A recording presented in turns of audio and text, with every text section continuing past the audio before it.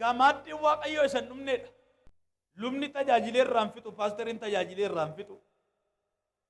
Faarfataan faarfatee kan hin fixne buddeen harka waaqayyo irraati. Kanaaf namni nyaata jaallatu keessa akka tokkoffa andanyaadha jedhee kan ilaalu fooni. Jiree nyaata kee tokkoffaadhaa tokkoffaan maal yoo jedhan nama baay'ee foon jedha. Namni foon jibbu nama muraasa. Namni foon jibbu yoo ta'e yoo waan ta'e saayikooloojii erga dhalate saayikooloosaayuutti yoo waan ta'e tuqame lagata namni waa lagachuudha. Foon numtii nuuf tokkoffaa nyaata kee tokkoffaa ta'e kun nama jibbisiisu yeroo lamaan sadan tokkotti deebite foon joko dura dhufuu baate namni jiraachuu mala. Nyaata kee tokkoffaan iyyuu nama salachaa nama jibbisiisaan jedhe. Lafa kana irratti immoo buddeen jireenyaati ani jireenyan kenna kan jedhu immoo lakkoofsaan danuudha. Ani waaqayyoodha kan jedhu. Ani fayyisaadha kan jedhu. Karaan isa kana kan jedhan daandiin dhaloonni kun daandii maxxanne xurree maxiqqoo saaqeeti kun karaa sirrii dee walitti argisiisa. Buddeenni jireenyaa asiin jedhanii luba sitti agarsiisu, buddeen jireenyaa asiin jedhanii raajii tokko sitti agarsiisu, buddeen jireenyaa asiin jedhanii yookiin raajota warra durii tokko sitti agarsiisu. Jarri sun waa'ee isaanii gaafa dhageessan turtii yeroo xiqqoo booda nama jibbisiisa namatti hin tolu. Fayyinni karaa Yesuus Kiristoos barsiifamu garuu yeroo hundumaa urgaadha namatti tola dhagayi nama godha. Faarfadhu nama godha. Madaan Kiristoositti dhaga'amu taanaan waa'ee madaa Kiristoos hin yaaddu taanaan madaan Kiristoositti sitti dhaga'ame sin tuttuqu taanaan kana lamaan kee annabdi yookiin madaa kee boossa yookiin madaa Yesuusiin boossa. Kana lamaan kee tokkuma ta'a.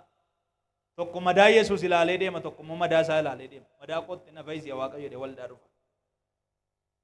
Warri madaa Kiristoos ilaalan samiirra jiru. Qaamaan lafarra yoo jiraatan iyyuu. Warri madaa Kiristoos ilaalee deeman waldaa kee milikkita qabu. Lallaba samii yeroo dhagaan utaalanii ka'u. Warri madaa Kiristoos ilaalan milikkita wayii ija isaaniirra jiran rafanii ija isaanii boba'a. Madaa isaanii warri ilaalan garuu teessoo jalatti gadhumanii rafu. Sababni isaa waa'ee madaa isaanii yoo itti qaabte duwwaa ol ka'u. Yoos ililchu yoo wambarii qaxxam godhanii gadi ba'u. Sababni isaa rakkoo isaan qaban madaa ofii ilaalanii waan dhufaniif. Warri madaa Yesuus Kiristoos kee dhokatan har'a iyyuu simboo Waaqayyoo kee jiru. Ayyaana Waaqayyoo keessa jiru. Waa'een jireenya lafarraa isaanii yaaddeessu. Waa'een uffata dabuu isaanii yaaddeessu. Waa'een rakkoo lafarraa isaaniif homaa miti. Sababni isaa rakkoo lafarraa kana qoramsa Waaqa irratti ittiin darban godhatanii waan lakkaa'ataniif. Qormaanni lafa kana irratti nu mudatu ittiin gara Waaqayyootti darbina malee ittiin kumnee lafarra deddeebina miti. Ganama kan akka jedhe Waaqa dhimma kee xumureensi agarsiisa. Dhimma itti yaaddaa jirtan xumureensi agarsiisaa jedhe. Kutaa dubbii Waaqayyoo hojii ergamootaa boqonnaa 9:8 akkas jedha. Saa'ol lafaa ka'ee ija isaa yemmuu bane waan tokko illee arguu hin dandeenye. Kanaafis harka isaa qabanii Damaasqootti galchan jedha. Dubbii kanarraa waan xinnoo masee tokkoon isinitti hima. Saa'ol eenyuun akka ta'e beekamaadha. Akka inni itti beekame immoo nama diidaa mandara keessattuu namni beeka. Duuriyyeedha taanaan ilma abbaa abaluudha dafee naqaamaadha. Mandara keessatti gurbaan tokko shiftaa taanaan ganda tokko keessatti aanaa tokko keessatti beekamaadha maqaan isaa. Shiftaadha waan ta'eef. Sababni isaa saamtuudhaatiin irraa of eeggadha waliin jira namni dafee walitti nama duuriyyeen sodaata. Nama waraanaatiin irraa of eeggadha nama hiisisa aangoo qaba waan ta'eef. Hirree qaba waan ta'eef. Saa'ol beekamtiin isaa nama qabee hiisisuuf nama ajjeesuudhaan beekamaadha. Beekamtiin isaa. Akka inni itti beekamu immoo jibbinni jibbuu warra barcumaaf aangoo qabaniin mormatu hin taane warra Kiristoosiin qabaniin morma. Hojiin nama tokko waldaa keessatti akkas. Warra aangoo qabaniin morma. Warra Kiristoosiin qaban morma. Afurri nama tokko akkas beektaa. Mana isaatiin nyaanne mana isaatiin dhugni homaa tokkotti hin darbine calluma deemas morma. Umasi jibba calluma deemas homaa tokkotu hin goone namni si cufu jira beektu. Calluma si cufu homaa tokko hin gooneeti. Jireenyumatti jiraachuutu hin tolu. Nama akkasii keessa ija duraa keessa jira. Ija moofaa. Maal ammoo sisteema makkoo geeddaramee mamma riyoobootiitti ija kaanii yoo haasofsiisaa jiru miti ree. Afaan itti godhanii haasofsiisaa jiru warra Chaayinaa kun, Ameerikaa kun. ijatti kaanii asobsiisaa jiru. Warri dubbii waaqayyo duukaa jira yeroo hundumaa ija fayyaa qabu. Mata dureen irratti ganama kana lallaba ibiddaa lallabee dhaloonni ittiin geeddaramuu naan jedhe sagalee fudhee ba'e waaqayyo bareechee si lallabsiifata. Nama si bira jiru harkannaa qabeeti waaqayyo bareechee si lallabsiifata jedhaani. Daasee si lallabsiisudha. Hiyyoomsee si lallabsiisudha. Rakkisee si lallabsiisudha. Saariin geeddaramee amma bareeddee lallabdaadhaatti ma. Siistema daandii Saa'ol irra ture daandii sirrii miti. Sababni isaa namni waan ofii jedhu godhu hunduu daandii sirrii irra hin jiru. Namooti baay'een waanan jedhe haa ta'u warri jedhan baay'ee kufaatiitti hammaatu. Mee walga'ii keetti ilaala. Mee mandara keetti ilaala. Mee safara keetti ilaala. Wannumtan jedhe qofti haa ta'u warri jedhan dafanii kufu. Wanni waan waaqayyoo jedhe haa ta'u hin jedhan. Wanti hin jedhe haa ta'u jedhu. Waan waaqayyoo naan jedhe haa ta'u jedha. Waaqayyo maal jedha utuu hin taane ammaaliin jedhe fedhiin koo maali? Andantaa maalii qaba kana keessa? Namni waan ofii waa keessa argatu keetti malee dirmaatu. Namni ofii isaatti goddanyaa yoo si godhate waan xinnoo wayii sirraa argateedha. Waan xinnoo tokko hin fayyaddu taanaan goddanyaa iyyuu hin qabu. Namumayyuu goddanyaa hiriyaa godhachuuf waan xinnoo sirraa argachuu qaba namni. Lafa abbaa nagaa kee sin jaalladhe siin jedhu. Lafa abbaa nagaa kee goddanyaa qota siin jedhu. Waan ta'e fayyadamuu qaba sirraa. Waan ta'e wayyoo sirraa argate malee fira kee hin ta'u. Siin bilbilu. Dhimma kee hin qabu. Guyyaa lamaan sadan tokko yookiin waan ta'e waan bittuuf taana yookiin kaaddiin guutuuf taana calluma dee lafa abbaa nagaa sin jaalladhe hin jedhu. Lafa abbaa nagaa calluma dee kan nu jaalladhe Yesuus waadha beektu. Calluma dee dhumu. Gaaffii tokko malee, dubbifannaa tokko malee, qarshii kaffal tokko malee, muka baadhu tokko malee, lafa naa fiigii tokko malee, qullaa naa deemi tokko malee, naa du'ii tokko malee, calluma dheedhuma jaalala dhugaa kan nu jaallatedha jira. Kunno Samiir. Harkatti kaasaati ati dhugaadha jira Yesuuseen. Ati jaalala dhugaa qabda jira Yesuuseen. Saa'ol rakkoonni fide. Rakkoo kiristiyaana irratti waldaa cufsiisa malee waldaan bara. Iji jalqaba. Ilaalchi jalqaba. Miirri jalqaba inni qabu. Miira waldaa cufuuti malee miira waldaa banuu miti. Ija Saa'ol duraa baatanii waldaa kiristiyaanaa kee akka hin deddeebi'an baay'eedha har'ayyuu. Saa'ol dura agartuun isaanii yoo waldaan cufame kan gammadu.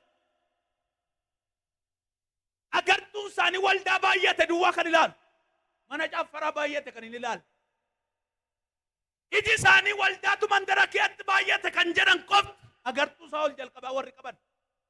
Mana caaffaraa baay'ate biyya kanaaf kadhata barbaachisa warra hin jenne. Gaafa waldaan banamu warra aaran, gaafa hoteelli banamu warra magaalaa guddatte warra jedhan ija Saa'ol jalqabaa. Manni caaffaraan gaafa safaratti dabalamu magaalaan guddataa jirti jedha. Ija Saa'ol jalqabaati. Waldaan gaafa banamu moo saamtuu fattuun magaalaatti baay'ateeru. Ija moofaa jedhamanni kun. Rakkoon kun kiristiyaanota hundumaa agalgaa'ota hundumaa irratti waan ka'eef amma kana Waaqayyo calluma deelaati. Balleessaa jirta, dogongoraa jirta, lakkii deebii hin qabu. Si'a tokko tokko gaafa Waaqayyo tuuti cubbuu hojjettu, tuuti rakkoo qabdu, tuuti kufaatii kee artu, kufaatii kee dhiisee ka'umsa kee gaafa sitti himu cubbuu kee hin argine jechuu Waaqayyoo miti. Hin qaamoonni sedee si ilaala. Nama taamoonni sedee si ilaala. Raajiin qabu. Hammanni waldaa cufu calluma dee ilaala. Hammati baxabbattu inni calluma dee si ilaalu yeroo qabu. Hammati kuftee kaatu inni calluma dee si ilaalu yeroo qabu. Waaqayyo achi kaanaan hirree isaa miti libsuu ija isa dura dhaabachuu waan hin danda'amneef. Waaqayyo achi kaanaan qilleensi kun summii ta'e waan nama qabuuf.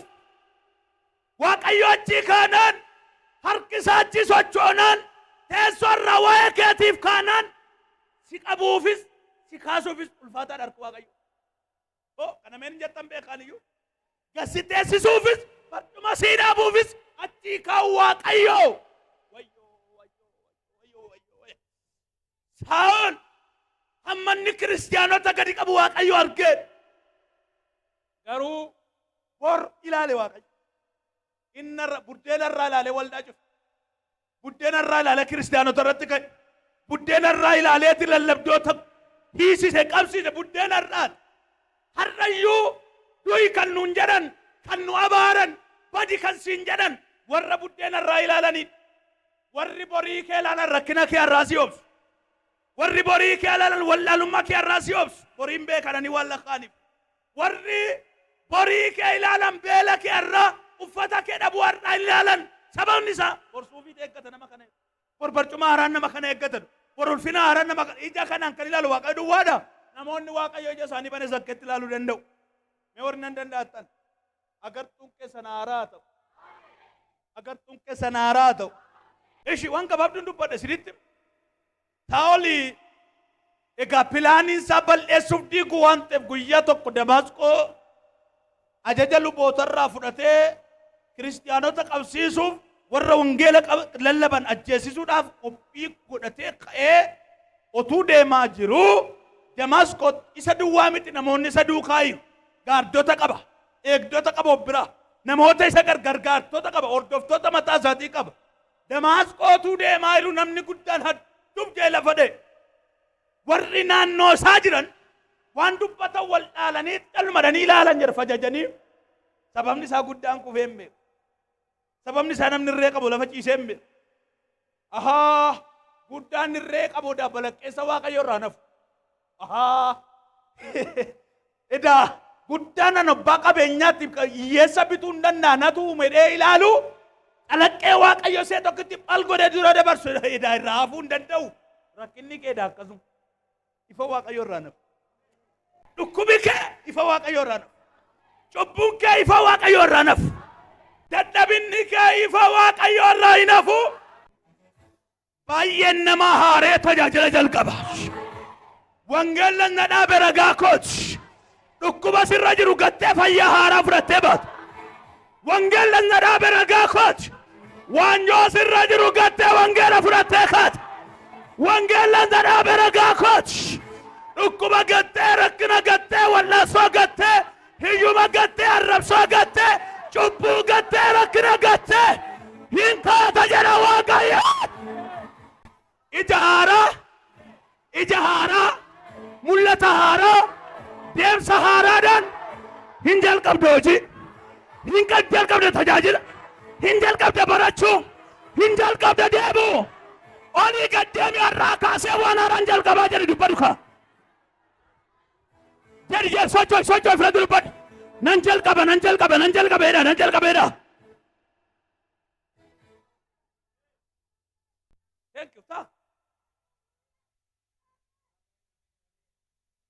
Guddaan kufuu yeroo jalqabaatiif ilaame waan Saa'ol ittiin tokkoffaa ta'e duuriyyummaatti tokkoffaa. Macaafni qulqulluun gowwaa namaan hin jedhinaa jedha fakkeenya irratti hin jedhinaa jechuun isaa nama gooftaa qabuun gowwaa hin jedhinaa. Warra gooftaa arrabsanii inni iyyuu gowwoo ta'e warra Waaqayyoon qabne warri gooftaa hin qabne gowwoo ta'edha. Dadhabaan gooftaa qabu garuu abshaala. Akkamee mishinchila daaraa keessa dhokateeruuti. Gaafti inni ba'u beekamaa miti. Baffinni irraa jennaani safaratti ibidda qabata. Ilaalee mishinchila irraa gaafa ibidda irraa daaraa fedhee ka'u qilleensumti wayii gaafa irraa kaasu fedhee ka'u. Waaqayyo afurri qulqulluun akkanaan jedha namoota dibamanii rakkina keetti ruuqamaniiran ibidda qilleensa kootiitti ergeetanii nan kaasa biyya keetti mul'atu naan jedha. Guddaa kufe ammas raajirraa jaabbe guddaan si qabeen kufe. Guddaan dhukkubaa si qabeen kufa. Guddaan rakkinni guddaan gaaffii guddaan si qabee jiru hin kufa ganama kan. Guddaa rakkina kee, guddaa gaaffii kee, guddaa isa si danqee, guddaa isa si qabee sirraan kaasa jedha Waaqayyo. Sirraan kaasa jedha Waaqayyo.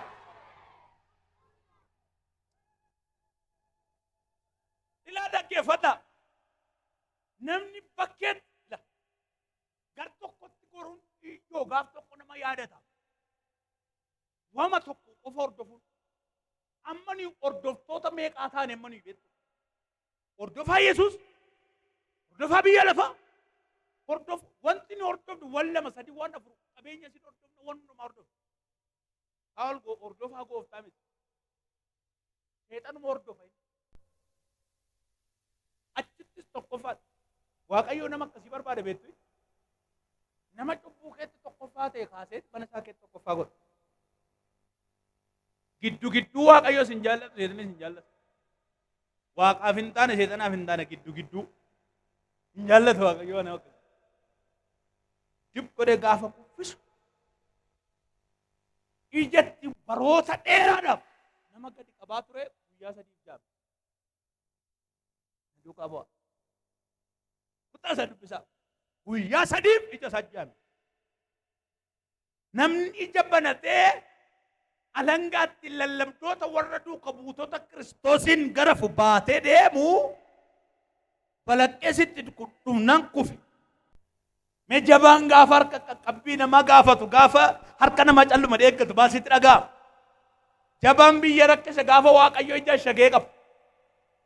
Jabaan ollaa rakkise mandara rakkise addunyaa rakkise gaafa waaqayyo ija shagee qabu baasitti fakkaata. Waggaa dheeraa obsi waaqayyo nama obsu namni tokko gowwaa'edha waan beeku. Obsa qaba malee gowwaa miti. Gowwaa ta'u obsuun gargar. Namni obsa qabu nama hubataa. Namni obsu nama beekaa. Gowwoon obsa waan jedhamu hin beekan beektu. Nama obsa qabu nama waa dhiisee darbu anni waan tokko hin beeku. Gowwaadha hin jedhina. Adagaa namni akkasii. Qabaadha. Namni waa dhiisu cimaadha. Isa ilaaltantu sirrii min malee. Akkaataa nama sana hubattan sirrii min malee namni waa dhiisee darbu baay'ee nama cimaadha. Nama harka kaasee waa taf jedhee waa dudubbatu waa haasa'u beekaa dandeenyu. Haasaatti warra riifatan beektota miti. Haasaatti warra riifatan qeeqxota. Warra qeeqa qeeqan. Warri qeeqan immoo beekaa qeequ. Warri qeeqan immoo isa mul'ata qabu qeequ. Warri qeeqa qeeqan isa hojii hojjetu qeequ. Warri qeeqxonni warra ta'aniidha. Qeeqamaan garuu isa deemuudha. Gaafa kana qabaniiti mana namaatti geessanii isa waliin. Jaamsuuf itti dubbachuun waaqayyo tokko ta'e. Dhaggeeffadhu. Waaqayyo maaf sitti dubbachuu dide beektaa? Ija hammeenyaa ture shagame. Waaqayyo maaliif waa'ee koo calluma jedhee jettee yaadaatte beektaa? Dhugaa sitti moo? Waan ta'e wayitti sirriirra hin jirtu. Kanaaf waa'ee kee calluma. Ashageenaan haasa'u jalqaba. Ija isaa wal shageeti. Kan karooran sirraa qaba jechuu jalqaba. Ashageeti inni lafan argu waan baay'ee hojjettatu ganaa. Ganaa caaffattoota 21 barreessita. Dhalootaaf waa keessa. Ashageet taasaa. Akkuma jaamsen guyyaa sadii otuun buliin raajii tokkotti dhaga'e. Anaaniyaas Saa'ol namni jedhamu qabameera. Dhaqiitii naa dibi. Dhaqii kadhadhuuf agartuun isaa deebi'u. Naajjisuu fakkeettaa. Saa'ol jechuun beekamaadha. Tajaajila nama Kiristoosin lallabu argina ni dhiisisu. Yaa Waaqayyo akkamitti akka jettan maannoo gede akka durii miti dhaqan. Itti meeraanu akka jedhattu beekaati. Akkuma tajaajilatu iyyuu beeka. Dhaqee jedhe Waaqayyo. Ahaa isatti fiteettaa eeyyee nan akka bakka. Gaafa dhaquu jaamuun Saa'ol namoota baay'ee gaddisiiseera duuka buutonni isaa gaddaniiru. Sababni isaa nama rukutaniin buddeen nyaatu isaan. Nama hidhaniin buddeen nyaatu. Buddeen nyaachaan jira galata Waaqayyoo jedhanii warra irra galateeffatanii galateeffannaa sobaa. Warra galateeffannaa sobaa Waaqayyootti dhiyeessaa oolan. Nama rukutanii birrii argatanii yaa Waaqa si haa galatu kunnoo fidu. Obboleessa hiisisanii haadha akka isaanii mana hidhaatti gashanii galata kee Waaqa diina koo qabdeeru. Warri fayyuu isaa olitti haaran baay'een isaanii warra akkasii namni qajeeluun barbaadan, namni kan waaqayyoo ta'uun barbaadan, namni tajaajilaa ta'uun barbaadan, namni kan waaqayyoo ta'uun barbaadan sababni isaa jallinni buddeen ta'eera. Keen garuu buddeen harka waaqa qoraansii kenna. Atoo kee an qabdoon ergaa kanan sitti maa gooftaa koo maal taate? Maal taate diraa waaqa orka keellaattooti ergaa kan akkeedha waaqayyo. Biyyatti naannoottis gaaffiin godha waa'ee kee. Ija keensii bana ijin banu kun ija addunyaan nyaatuura jira waaqayyo. Minaarutti naannaanii aaru. Maaru calmadan aaran. Waaqayyo kan inni barbaadee addunyaa. Gaafa naaniyaas dhaqee kadhatuuf guyyaa sadaffaatti kadhatee biyyi isaa bakka jedhee bane.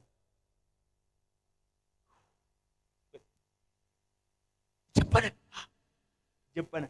Akkuma iji banamu immoo taarikiin isinitti mayi. Iji baname waan duraa irraanfate. Seenaa duraa irraanfate. Siistema dur keessa ture waaqayyoon geeddareef fideet godhe. Waaqayyo siistema haaraa caaneef gaafuma achi iji banamee ka'u akkuma iji banameen hin cuubamee jedha. Achumatti hin cuubamee jedha. Gaafa cuubamu akka nama raateetti raajii jalqabe. Ammas waggaa lama sadii yoo namni waldaa kee ture malee nama hin tammiti. Waggaa 20 waggaa 30 yoo waldaa kee ta'an baran manaan tajaajilistee jira amma kanan dhaabadhe yoo malee nama nooma namni keenya. Waaqayyo hin bane tanan guyyaa tokkotti jalqaban. Achi rivaayivaalin tokko buunaan bakki biyya biraatiif haadha qabanii. Minaan faakee dhaqanii boqqolloo faakee dhaqanii fuudhu. Achaafi afaan haaraasaa heeja heeberre heedaa soobaayaa haleluuyaa chabaraa kee fiiga. Nama lama sadii duukaa fiigee dhaqee qaba. Maraatee bitiif waan qabeettaa. Gaafa waa si tuqu biyya namni sodaatutti fiidda. Gaafa waa si tuqu mandara namni ejjituudha soobduudha dhukee dhattee dabartaabbe. Gaafa waa si tuqu mandara namni sodaatu mandara hattuun saamtuun soobduun itti baay'attu keeme afaan haaraasaa darbita. Yoo ina mantaa taate afurri waaqayyoo si haa tuqu ganama kana. Afurri waaqayyoo si haa tuqu yee.